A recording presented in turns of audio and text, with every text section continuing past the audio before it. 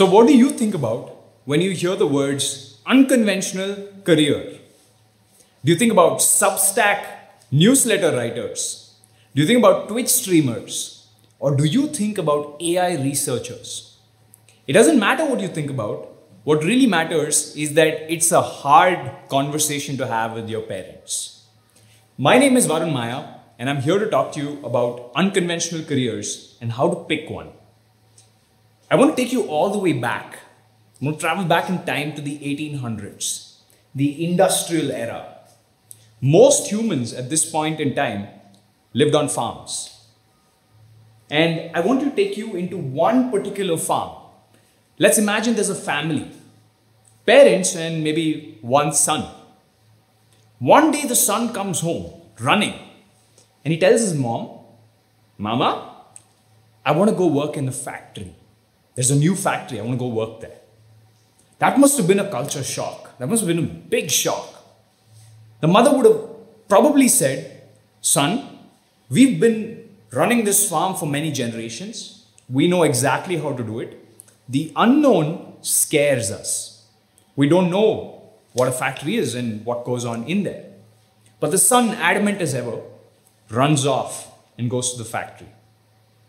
You know, I've seen a situation like this happen very recently, and people tell me stories of this. In 2021, the son says, "Mom, I want to be a YouTuber." And the mother, full of, color drained from the face, says, "That's not a career. That's a hobby. That's something that, people just do for fun." You see, the mother in 2021 is right. Maybe she doesn't know it, but she's right. There's one fundamental difference between the industrial era back then and 2021, and the careers in 2021. And that is competition. You see, back then, if you were to work in a factory, your competition would be your neighbor, the person down the road, or maybe that best friend from school. Today, in 2021, if you want to be a YouTuber, if you want to play on any of these social media platforms, which has sort of become the medium, then your competition is the entire world. It's easy to be rank one or get the first rank in a school where there are maybe 500 people. But it's very hard to be first rank in all the schools and all the sections in the world. And that's what the world has become now. The boxing ring is no longer small, it's everyone. Everyone in the world is competing. What I'm here to help you do is help you figure out which unconventional career to pick and what the process is. More than being able to pick it, what is the process? How do you pick an unconventional career? And I'm going to try and help you do that through my own career story. How I picked an unconventional career. Number one, the first step into this is to figure out what you like. I want to transfer you somewhere else. I want to take you somewhere else. I want to take you to a showroom for shoes. Let's say Bata in India. You walk in, imagine you walk in and you run to one particular shoe and you tell the cashier, "This one. This is the one I want." You didn't try it. You don't even know if it fits, but you're like, "That's the one." How often does that case happen? Chances are not very often. The typical human response to a showroom is to go inside and try all the different shoes or try many shoes. Then once you see a shoe that you like, you try on the sizes. Try size 6, well, too small. Try size 8, still too small. Try size 9, you're like, "This is a perfect fit." And then you walk around in the shoe, you walk around, there's a mirror. And you see yourself and you're like, "Wow, this looks good. It seems like I can run well in this. It seems like this will be popular." And then you buy the shoe. Whereas with careers, and I worked in recruitment for more than 3 years. With careers, people walk into the entrance interview of a college. The college says, "Well, the only placement available for you is printing engineering." And the child says, "Well, if that's all that's available to me, I'll take it.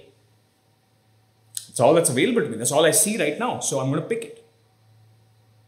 And that attitude, where one of the most difficult decisions of your life is taken like this, whereas the decision to go buy a shirt or a shoe or whatever else takes hours, is strange to me.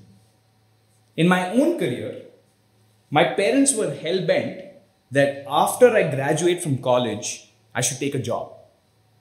So I knew I had no chance of being an entrepreneur. Even though things turned out differently, that's what my parents had said.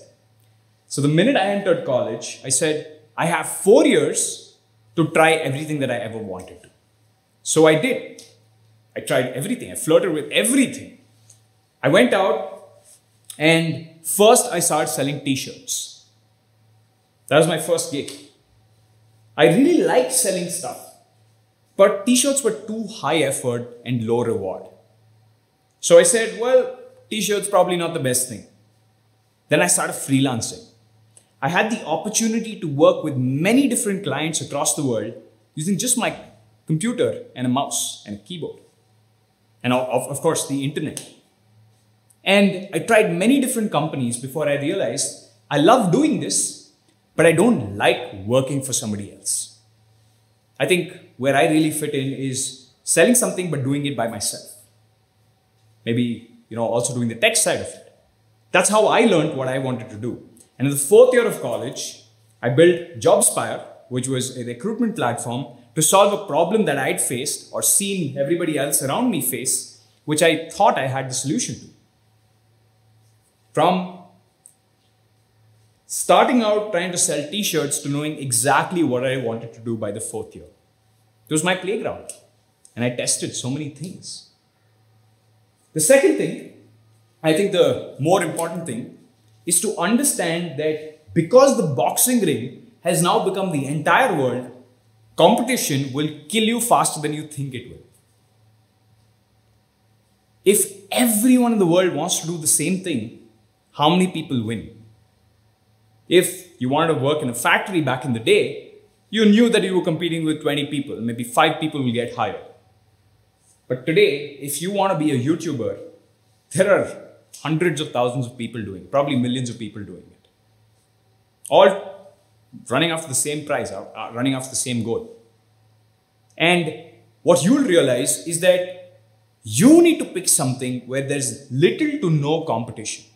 You need to pick a role which has been untapped, which nobody else is looking into. When we decided to build a recruitment platform, the reason we did it because we also knew that there weren't too many competitors. There's one big giant behemoth doing what we were doing, but everybody else was overlooking this boring industry.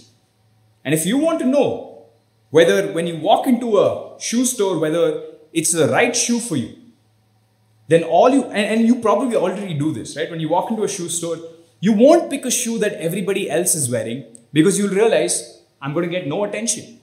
I'm just going to be one out of many. Why is it that when we buy jewelry or clothes or shoes, we try not to copy everyone? We try to look different. But when it comes to careers, we do what everyone else is doing.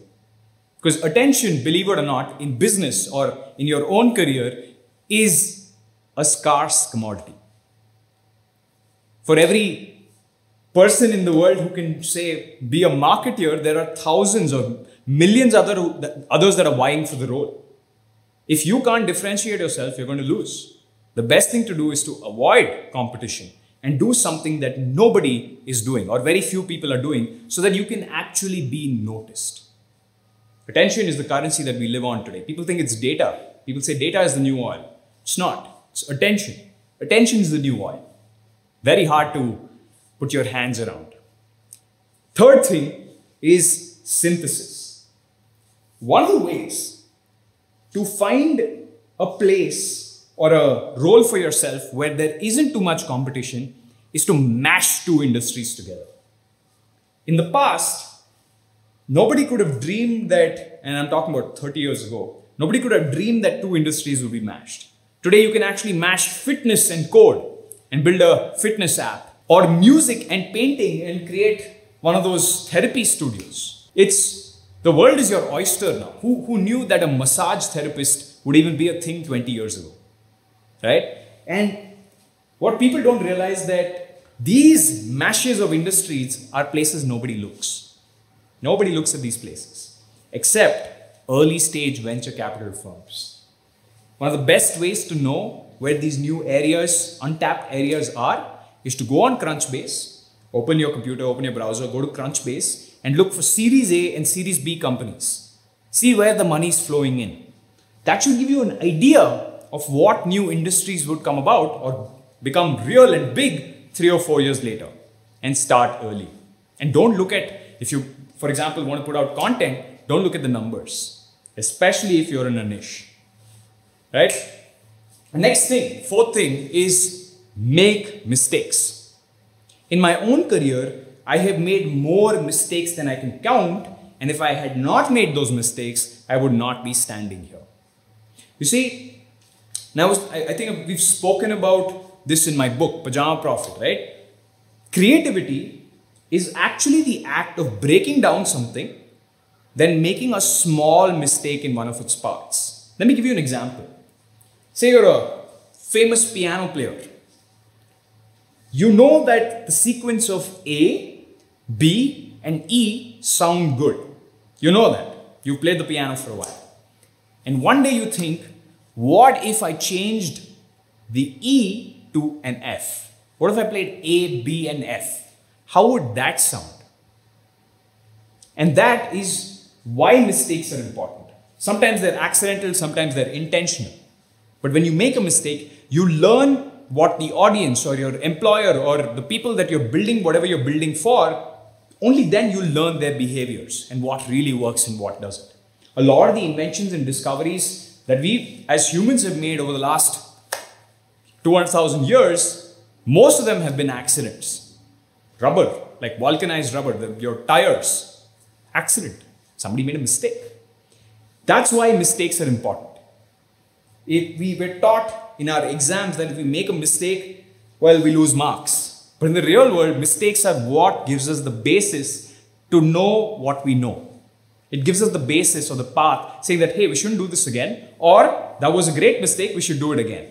And you'll figure out, especially in our 2021 world, that those mistakes are what run the world. Finally, or rather, semi-finally, get good at what you do. Get really good at what you do.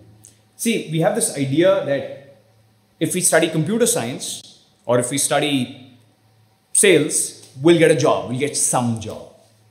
2021 and beyond, they're killing inefficiencies.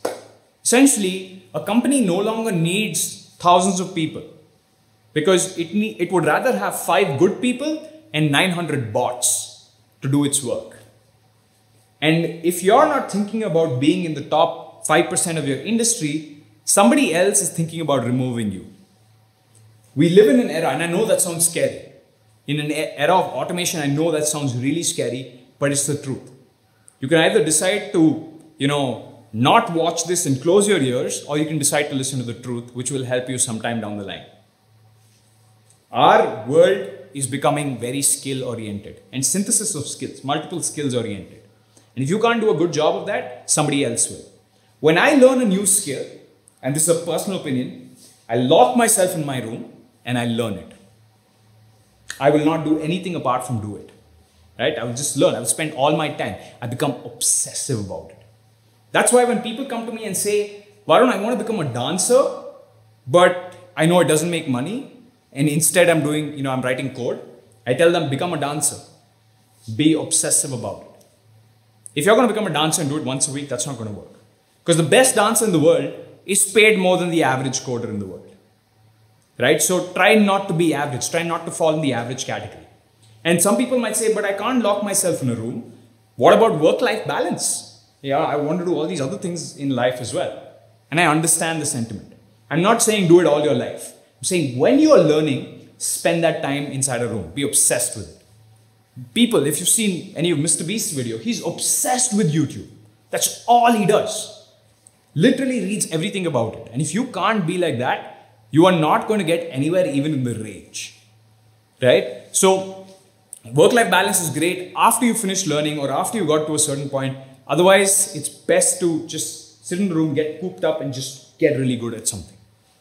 Finally, and the last thing is build a personality or a brand.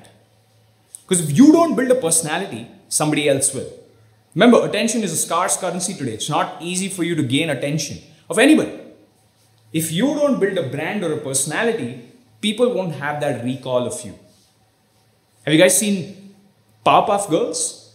The last chemical that the person puts in, the professor puts in, is chemical X. The chemical X in anybody's career is their personality or their brand. It is what differentiates them. For 2 years, people did not know what Avalon was. Nobody knew. We were a hidden company that worked with some bigger B2B companies out there, and we kind of helped them grow.